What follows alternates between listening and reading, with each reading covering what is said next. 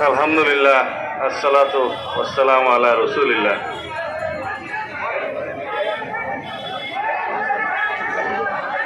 প্রিয় মোয়াপুরবাসী,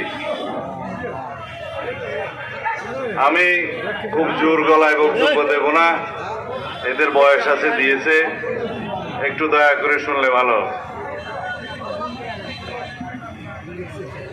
আজকের এই সভার প্রিয় সভাপতি, উপস্থিত জেলা বিএনপির সভাপতি, সাধারণ সম্পাদক সহ কেন্দ্রীয় নেতা ওবায়দুল হক নাসির এবং আমার প্রিয় ছোট ভাই সুলতান সালাউদ্দিন টুকু, আমার মা বোনেরা, মুরব্বীগণ, ভাই বন্ধুগণ, আসসালামু আলাইকুম রহমতুল্লাহ। দুপুর 1:15 বাজে, প্রচন্ড রোদ, এখন আশ্বিন না ভাদ্র ঢুকেছে, প্রচন্ড রোদ। আপনারা এতক্ষণ বক্তব্য শুনেছেন, আপনাদের প্রশংসা করতেই হয়। আমি আল্লাহর দরবারে শুকরিয়া আদায় করছি, আপনাদের দোয়ায় দেশবাসীর ছাত্র জনতার রক্তাক্ত বিপ্লবের মধ্য দিয়ে ফেসিবাদের পতন হওয়ার কারণে আল্লাহ রাব্বুল আলামিন আমাকে দেশের মাটিতে নিয়ে এসেছেন। বীর শহীদ পলাশ চত্বর নামে আমি একটি সাইনবোর্ড দেখছি। টুকু দাবি করলো এই চত্বরের নাম পলাশ চত্বর দিতে হবে। আমরা দেওয়ার তো কিছু না, জনগণ তো দিয়েই দিয়েছে। জনগণ যখন এই চত্বরের নাম শহীদ পলাশ চত্বর দিয়ে দিয়েছে, সেটা আপনারা এই নামেই প্রতিষ্ঠিত হয়ে গেছে মনে করেন। অধিকার আদায় করে নিতে হয়। এই শহীদ পলাশ এবং শত সহস্র শহীদের আত্মদানের মধ্য দিয়ে আমরা যে বিপ্লব সংগঠিত হতে দেখেছি, তার মধ্য দিয়ে বাংলাদেশ নতুনভাবে স্বাধীনতা অর্জন করেছে। সেই স্বাধীনতা দিবসের তারিখ 5ই আগস্ট, নতুন করে বিজয় দিবস অর্জন করেছে। সেই বিজয় দিবসের তারিখ 5ই আগস্ট। আপনারা বলতে পারেন বাংলাদেশের স্বাধীনতা সংগ্রামে 26শে মার্চ স্বাধীনতা দিবস এবং 16ই ডিসেম্বর বিজয় দিবস অর্জিত হয়েছে। তাতে আমরা একটা ভূখণ্ড পেয়েছিলাম, বাংলাদেশ নামের মানচিত্র পেয়েছিলাম, একটি পতাকা পেয়েছিলাম, কিন্তু একটি দেশ বলে এটা যেন তাদের অবদান। যুদ্ধ করেছে বাংলাদেশের লক্ষ লক্ষ জনতা,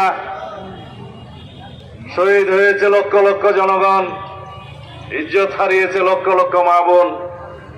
আর কেউ দাবি করেছিল তারা যেন একক নেতৃত্বে আরেকটি দেশের সহায়তায় বাংলাদেশ স্বাধীন হয়েছে।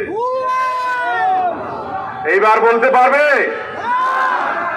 শত সহস্র শহীদের রক্তের বিনিময়ে প্রকৃত স্বাধীনতা অর্জন হয়েছে বাংলাদেশের। করদ রাজ্য থেকে মুক্ত হয়েছে এই দেশ, বদান্যতায় হয় নাই। শত সহস্র শহীদের রক্তে রঞ্জিত হয়েছে সারা বাংলাদেশের কালো রাজপথ। তারপর প্রকৃত স্বাধীনতা হয়েছে। এই স্বাধীনতাকে আপনারা অর্থবহ করে তুলতে হবে। এই স্বাধীনতাকে শহীদের স্বপ্নের সাথে মিলিয়ে বাংলাদেশের প্রকৃত গণতান্ত্রিক রাষ্ট্র বিনির্মাণ করতে হবে। যদি তাই করতে হয়, আমাদের প্রত্যেককে আমাদের সকলের অধিকারকে সমুন্নত রাখার জন্য সোচ্চার থাকতে হবে। নির্বাচন অনেক দূরে, বাইরের ষড়যন্ত্র চালু আছে, ভিতরের ষড়যন্ত্র চালু আছে। পতিত ফেসিবাদের প্রচন্ড অর্থ আছে, বিদেশে বসে বসে তারা ষড়যন্ত্র করছে, এক এক দিন এক এক রকমের ঘেরাও করছে। কখনো কখনো বলে তারা এখানে আমাদের হিন্দু ভাইদেরকে দিয়ে এখানে তারা একটা নির্যাতনের চিত্র সাজাতে চায়। কখনো বলে সংখ্যালঘু নির্যাতন হচ্ছে, কখনো বলে মন্দিরে হামলা হচ্ছে। খবর নিয়ে দেখেন সবই ভুয়া। তারা এখানে তাদের প্রশাসনের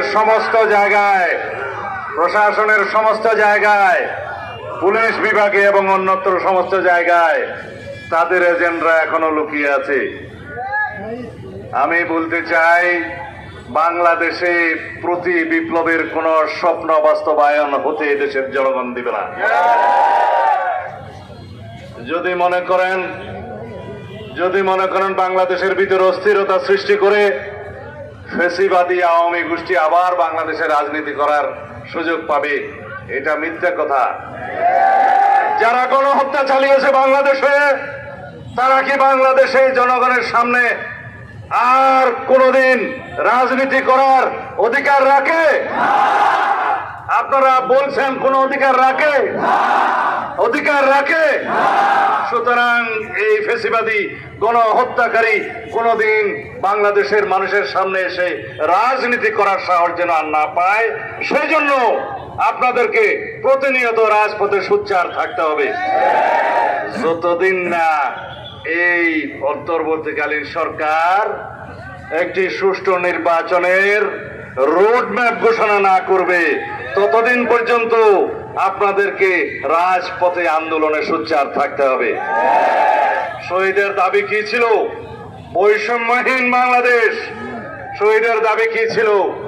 এইখানে বৈষম্যহীন গণতান্ত্রিক অসাম্প্রদায়িক স্বাধীন সার্বভৌম রাষ্ট্র থাকবে, যেখানে আইনের শাসন থাকবে, যেখানে সবার অধিকার সমুন্নত থাকবে। আমরা ইনশাআল্লাহ আইনের শাসন প্রতিষ্ঠিত করব। এখানে কোন জাস্টিস খায়রুল হকের পয়দা হতে পারবে না।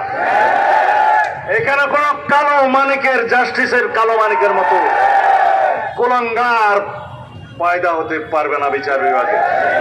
এই বিচার বিভাগকে ঢেলে সাজানো হবে যে এই বিচারকরা বাংলাদেশের প্রকৃত বিচারক হবে, দক্ষ বিচারক হবে, তারা আইনের শাসন কায়েম করবে, সৎ বিচারক হবে, ন্যায় বিচারক হবে। যদি তা না হয়, আমি দেখতে বলবো কালো মানিকের অবস্থা যা হয়েছে, প্রিয় বিচারপতিগণ, আপনাদের অবস্থাও তাই হবে যদি আপনারা আইনের শাসন বাস্তবায়ন না করেন। যদি আপনারা দলের বিচারপতি হন, যা হবার তাই হবে। প্রধান বিচারপতি পদত্যাগ করার সুযোগও পায় নাই, সেই অবস্থা হবে এবং তাদেরকে আমরা বিচারের আওতায় নিয়ে আসবো ইনশাআল্লাহ। যারা বিচার বিভাগকে ধ্বংস করেছেন, তারা শুনে রাখুন, কেউ বিচারের আওতা থেকে বাদ যাবেন না। বেগম খালেদা জিয়াকে, দেশনেত্রীকে, নিম্ন আদালতে 5 বছর সাজা দিয়েছে। হাইকোর্টে নিয়ে এসে সাজা বর্ধিত করে 10 বছর সাজা দিয়েছে। আজকে সারা বাংলাদেশের মানুষ এবং এই সরকার, অন্তর্বর্তীকালীন সরকার, চিঠি লিখার সময় পায় নাই। দেশনেত্রী মুক্ত, সকল মামলা থেকে মুক্ত। এই রকম বিপ্লব সাধনের মধ্য দিয়ে আমরা বিচার বিভাগকে মুক্ত করতে চাই, জনগণের বিচার বিভাগ প্রতিষ্ঠা করতে চাই। আমরা সংবিধানের গণতান্ত্রিক সংস্কার করব, আইন বিভাগের সংস্কার করব, বিচার বিভাগের সংস্কার করব, নির্বাচন কমিশনের সংস্কার করব, দুর্নীতি দমন কমিশনের সংস্কার করব।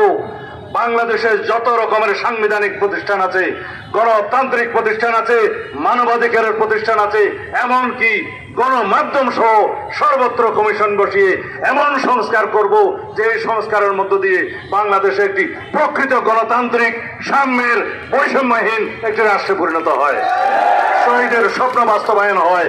এই দেশে আর কেউ যেন মানুষের অধিকার নিয়ে ছিনিমিনি না খেলে।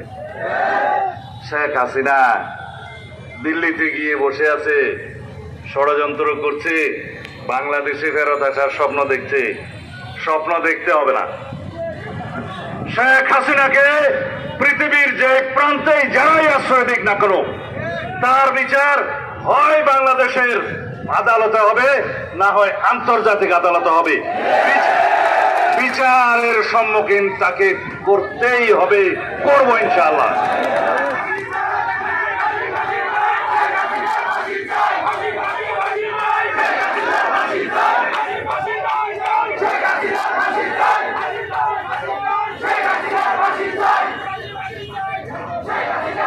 এই বাবারা একটু রাজপথ তো না ছাড়ার জন্যই বলছি। রাজপথ না ছাড়ার জন্যই তোমাদের বলতেছি যে রাজপথ ছাড়তে পারবা না। যদি রাজপথ ছাড়ো, ফেসিবাদের দূষররা এখানে বসে আছে, ষড়যন্ত্র করবে। যদি রাজপথ ছাড়ো, তাহলে এই যে সরকার আমরা বসিয়েছি, তারাও কিন্তু অগণতান্ত্রিক হওয়ার একটা চেষ্টা করতে পারে। যদি রাজপথ ছাড়ো, তাহলে পরে আরো একটি শক্তি আছে, তারাও অগণতান্ত্রিক পন্থায় ক্ষমতায় আসার চেষ্টা করবে। সুতরাং ছাত্র জনতার আন্দোলন চালু থাকতে হবে, রাজপথে অবিরত সংগ্রাম করতে হবে বাংলাদেশে যতদিন পর্যন্ত প্রকৃত গণতান্ত্রিক রাষ্ট্র এবং সরকার প্রতিষ্ঠিত না হয়। এবং এর পরেও আন্দোলন সংগ্রাম চালু রাখতে হবে, যাতে তার পরবর্তী সরকার যেন স্বৈরাচার না হয়ে উঠতে পারে। মানুষের অধিকারকে সমুন্নত রাখতে গেলে প্রতিনিয়ত গণমাধ্যম এবং জনগণকে রাজপথে সোচ্চার রাখতে হবে, যাতে আমাদের সব রকমের অধিকার, ভোগের অধিকার, সব রকম অধিকার, ভোগের অধিকার নিশ্চিত থাকে। ঠিক আছে, আমি আমার বক্তব্য শেষ করতে চাই। আপনাদেরকে আবারও ধন্যবাদ দিই। এবং আমি আরে বাবারা, হ্যাঁ,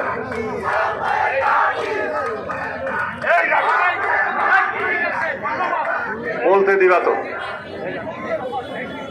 জনাব আব্দুল সালাম পিন্টু আমার সহকর্মী, বাংলাদেশের উপমন্ত্রী ছিলেন, এখানকার একজন জনপ্রিয় নেতা, অত্যন্ত মজলুম, নির্যাতিত, এক যুগেরও বেশি সময় ধরে কারাভোগ করছেন, নির্যাতিত হচ্ছেন। আমি আস্তে আস্তে সবার কাছে আবদার পেয়েছি যে ভাই, পিন্টু ভাইয়ের মুক্তি চাই। পিন্টু ভাইয়ের মুক্তি চাইতে হবে না, পিন্টু ভাই ইনশাআল্লাহ অতি শিগগির মুক্ত হয়ে আপনাদের সামনে এভাবেই জনসভায় ভাষণ দিবেন। শুধু আর কয়েকটা দিন অপেক্ষা করব। আমি টাঙ্গাইলের শহীদ পলাশের পরিবারের সাথে সাক্ষাৎ করেছি, তার মায়ের সাথে সাক্ষাৎ করেছি, স্ত্রীর সাথে সাক্ষাৎ করেছি, ছোট্ট মেয়ের সাথে সাক্ষাৎ করেছি। আমাদেরকে আমার দেশনেত্রী বেগম খালেদা জিয়া, আমাদের নেতা দেশনায়ক জনাব তারেক রহমান নির্দেশ দিয়েছেন প্রত্যেক শহীদ পরিবারের সাথে সাক্ষাৎ করতে হবে, তাদের পাশে দাঁড়াতে হবে। এবং উনি অঙ্গীকার করেছেন সারা জীবন তাদের পরিবারের পাশে থাকবেন, ভরণ পোষণ করবেন যতদিন পর্যন্ত তাদের প্রয়োজন। আমরা আজকের মতো তাদেরকে যাই সাহায্য সহযোগিতা করি না কেন, প্রয়োজন হচ্ছে সারা জীবন এই শহীদদেরকে যেন আমরা স্মরণে রাখি এবং তাদেরকে সাহায্য সহযোগিতা করি, যাদের রক্তের উপর দাঁড়িয়ে আজকে নতুন বাংলাদেশ সৃষ্টি হয়েছে। একটি গান আছে, কবিতা আছে, সেটা হচ্ছে মুক্তির মন্দিরে সোপানা তোলে কত প্রাণ হলো বলিদান, লেখা আছে অশ্রু জলে। মন্দির শব্দটা আপনারা অন্যভাবে নিয়েন না, গানটা ওরকম। আপনারা বলতে পারেন মুক্তির মঞ্জিলে, যাই হোক, সেটা অনেক দীর্ঘ গান। সেই শহীদদের নাম যেন বাংলাদেশের ইতিহাসে অশ্রু জলে লেখা থাকে, আমরা প্রতিনিয়ত স্মরণ করি। সেই জন্য আমি আপনাদেরকে আহ্বান জানাবো। আমি বেঁচে নাও থাকতে পারতাম, আয়না করে আমার মৃত্যু হতে পারত। আপনারা তো শহীদের লাশ পেয়েছেন, আপনারা কবর জিয়ারত করতে পারছেন, আমরা কবর জিয়ারত করতে পেরেছি। আয়নাগরের বন্দি প্রকোষ্ঠে আমি তাদেরকে বলতাম, আমার লাশটা আমার পরিবারের কাছে হস্তান্তর করো তোমরা। কোনো জবাব পেতাম না। আল্লাহর কাছে প্রার্থনা করতাম, ইয়া আল্লাহ, আমার লাশটা, আমার কবরটা কি আমার ওয়ারিসরা দেখতে পাবে না? আমার সন্তানরা কি তার বাবা কোথায় দাফন হয়েছে দেখতে পাবে না? কবর জিয়ারত করতে পাবে না? তুমি মেহেরবান, তুমি দয়া করো। আল্লাহর কাছে প্রার্থনা করতাম, অশ্রু জলে সিক্ত করে আল্লাহর কাছে প্রার্থনা করতাম। আমাকে যখন বিদেশে পার করিয়ে দেওয়া হলো, পাগলখানায় নিয়ে গিয়ে প্রায় 2 দিন পাগলের ওষুধ খাওয়ানো হলো, আমি আল্লাহর কাছে প্রার্থনা করেছিলাম, আমাকে কি এরকম একটি রাষ্ট্রে নিয়ে এসে একটা নাম জানাহীন লাশ হিসাবে এখানে দাফন হতে হবে? আমাকে জানাজা হবে না? আল্লাহ রাব্বুল আলামিনের কাছে প্রার্থনা করেছিলাম, আল্লাহ কবুল করেছেন, আমাকে স্বদেশে বীরের বেশে ফিরিয়ে নিয়ে এসেছেন। সুতরাং আল্লাহর দরবারে বিচার আছে, মজলুমের বিচার আছে, আল্লাহ কবুল করেন।